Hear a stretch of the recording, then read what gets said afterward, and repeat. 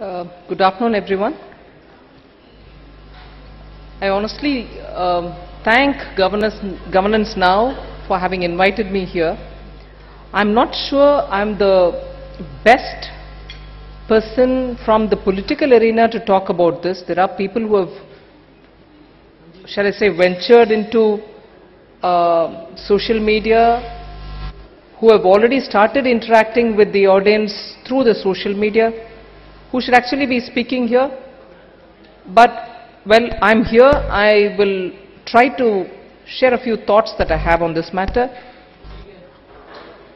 I think political activists cannot anymore shy away from using the social media. I'm just not naming just the Facebook or the Twitter. They are very, very powerful tools, and they're going to be even more powerful in the future, even in India.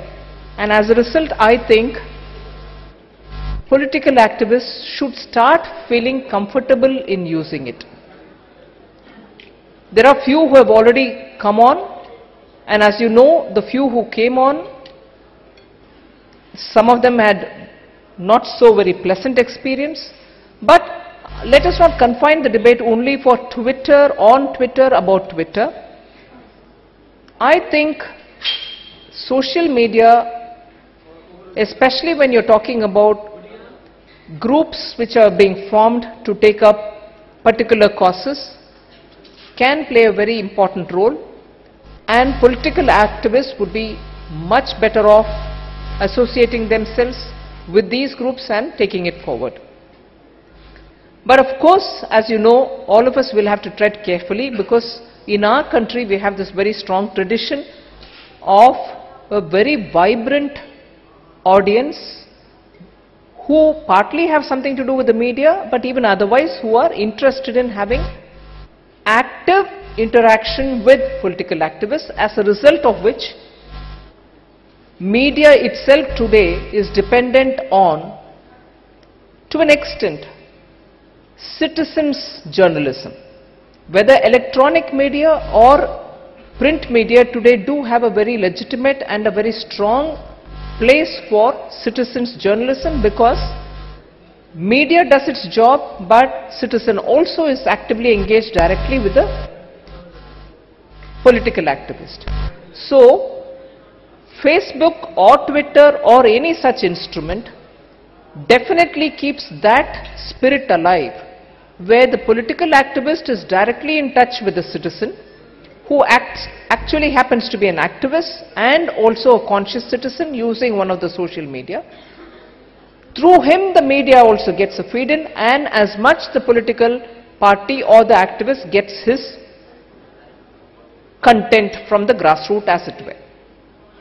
So, and also if you notice in the last 10 years, political parties are also during election, just before election and immediately after election, using these instruments to convey their core manifesto related points. And I do not want to confine this debate only for election-based, campaigning-based activities, but as a very powerful way in which you can relate with the audience directly. It is essential for all of us to deal with it. Of course, deal very cautiously and carefully. Why do I say that? Because Manisha actually started referring it as whether it's the post office, you have one-way path or two-way path. I strongly believe social media purpose is served and objectives are far better served if it is a two-way process. And for a two-way process, the level of consciousness and the level of appreciation that you're dealing with the person concerned directly, the recipient and the giver, and this role can be swapped depending on who gives what when.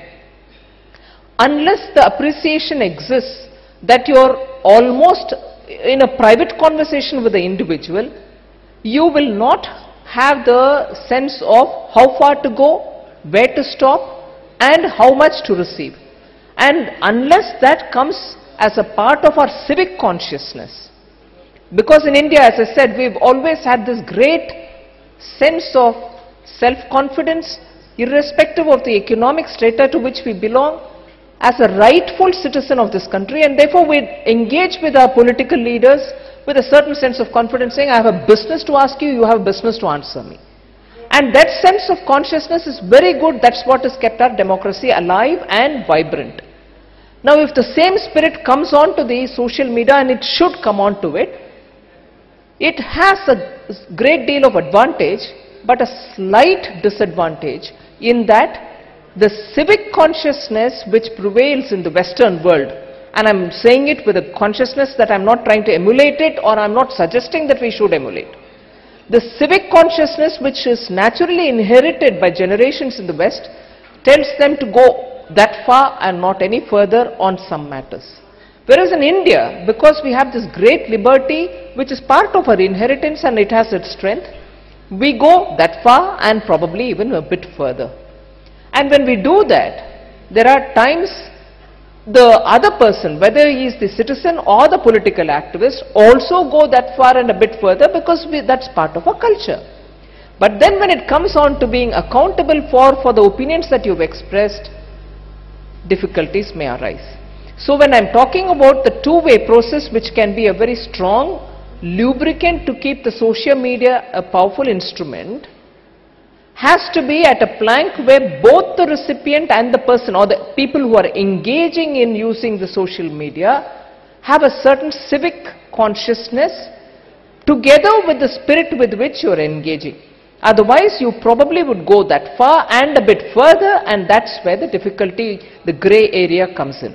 And therefore, I think we have to consciously build this, even as we start engaging ourselves as political activists. So, one of the note which has come along with the invite tells us that so-and-so can come and speak on certain things, address on certain crucial issues which can be flagged off. One of the things which is mentioned in that is our, the structure. Is there an architecture, sound, robust architecture prevalent in this country for us to have this public information system being robust? I would think there is a flip-flop on it. Coming from Andhra Pradesh, I can tell you the extent to which e-governance was given priority just 10 years ago, 9 years ago, 8 years ago. Quite a lot of emphasis was given, and we, both in the urban areas and semi-rural areas, semi-urban areas, benefited by the extent to which e-governance was reaching out even to B-class towns and C-class towns. But today, if you ask me, there is a slowing down in Andhra Pradesh. I'm not mixing up the social media aspect with the e-governance aspect in that kind of a generational way. But honestly, you had to move forward little by little.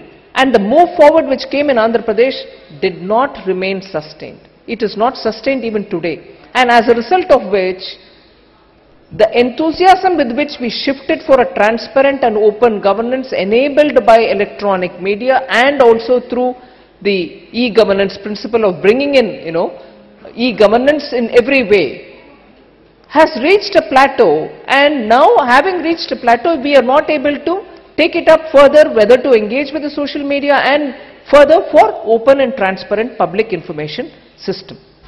So, the level of preparedness is what concerns me. Much before, as a political activist, I would want to engage with my audience. I'm wondering how much of preparedness exists. So, on the one hand, e-governance is coming through to make public procurement transparent, also bring in greater revenue, quicker revenue connection, spend less time on, infrastructure, paper and everything else.